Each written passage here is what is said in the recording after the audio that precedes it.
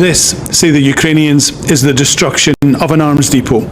It's thought US-supplied HIMARS rockets were launched at the site in the Russian-controlled region of Kherson. The Ukrainians say 52 Russian soldiers were also killed, but the Moscow-backed authorities claim it was a fertilizer store and 7 civilians have died. Al Jazeera cannot independently confirm either claim. Pictures taken in the daylight give some idea of the damage caused. The US has been rushing missile systems to Ukraine, believing they can help push back Russian forces. One US senator urged Congress to send more and send them quickly. When people understandably ask about our support for Ukraine, our taxpayer-funded aid to the tune of billions of dollars, they deserve to know that their hard-earned taxpayer dollars are being spent wisely. In my view, that means spending it on weapons like HIMARS that are actually making a difference on the battlefield. The Russians are believed to be in an operational pause in the east of the country, ready to push on and take the rest of the Donbass region. The pause is to restock, refuel and resupply, but that becomes much more difficult if the Ukrainians are able to target and successfully destroy ammunition dumps. Some analysts say the rocket system could significantly delay Russian progress. The Ukrainian president says he's glad to have them. I want to thank the United States of America for its decision to provide Ukraine with a new $400 million defense assistance package. Additional HIMARS and other precision weapons allow us to take anti-terrorist steps. They allow us to reduce Russian strikes with their missiles on our people. But the US believes the Russians are also restocking, turning to the Iranians for UAVs or unmanned drones. Our information indicates that the Iranian government is preparing to provide Russia with up to several hundred UAVs, including weapons-capable UAVs, on an expedited timeline. The US insists Moscow has failed in its main strategic objectives in Ukraine, but those in the east are breaking. Russian soldiers picked their way through the rubble of what used to be an apartment block in Severodonetsk. Russia was in control of more than 70% of this small industrial city in the east of the country, but in recent days, Ukraine's military says it's reclaimed some of the territory and accuses Russia of blowing up bridges to prevent them bringing in reinforcements and aid.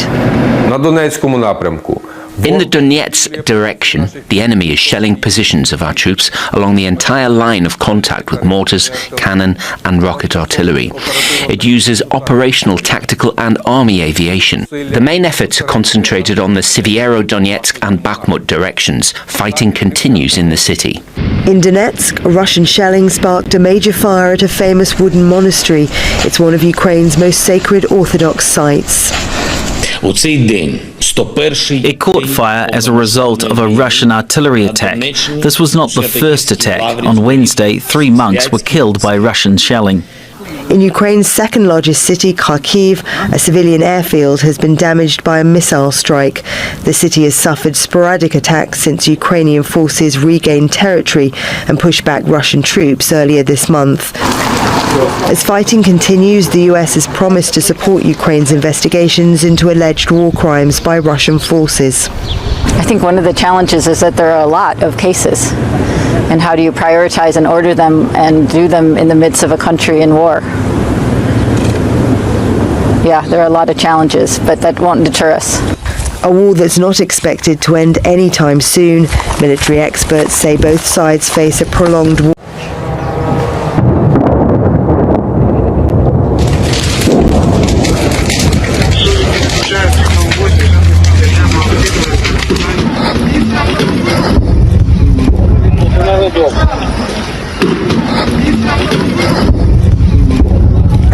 Дома не стало. Это мы переезжаем. Как вы думаете? Что случилось дома? Early days of the war in Ukraine. Yevhen Vusik has kept watch as they stand in an anonymous freezer van in an anonymous car park. In this unit alone, 12 bodies, still not identified, still not claimed by their loved ones. We would like to bury these people. It is a long time they have been lying here, more than 3 months. Relatives are coming here and they are shocked. They cannot identify the bodies simply by looking of them. Many people left for other countries, so these victims are lying here unclaimed. In other units nearby, 30 soldiers, and another one, 40 other civilians, some recovered from deep in a nearby forest.